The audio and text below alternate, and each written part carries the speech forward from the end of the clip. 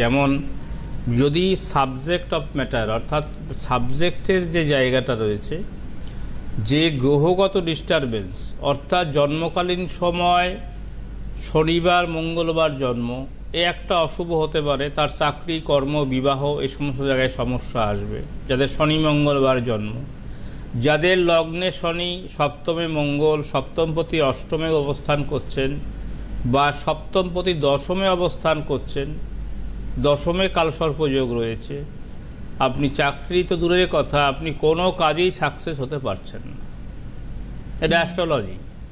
আপনি মরিয়া হয়ে চেষ্টা করতে করতে করতে করতে ফেড আপ হয়ে যাচ্ছেন, কিন্তু আপনার কোনোভাবেই আপনি সাকসেস হতে পারছেন না। এই সমস্ত সমস্যা আবার যেমন রয়েছে, আপনি ব্যবসা করছেন, আপনার ব্যবসার যে সপ্তম হাউজে ব্যবসার যে শুভ যোগ, সপ্তমপতি অষ্টমে বা সপ্তমপতি যদি ষষ্ঠে অবস্থান করে বা সেখানে যদি রাহু মঙ্গল কানেক্টিভিটি থাকে বা সেখানে যদি আপনার কেতুযুক্ত বুধ কানেক্টেড থাকে, তাহলে কিন্তু আপনি মানে ব্যবসা আপনি করতে পারবেন না।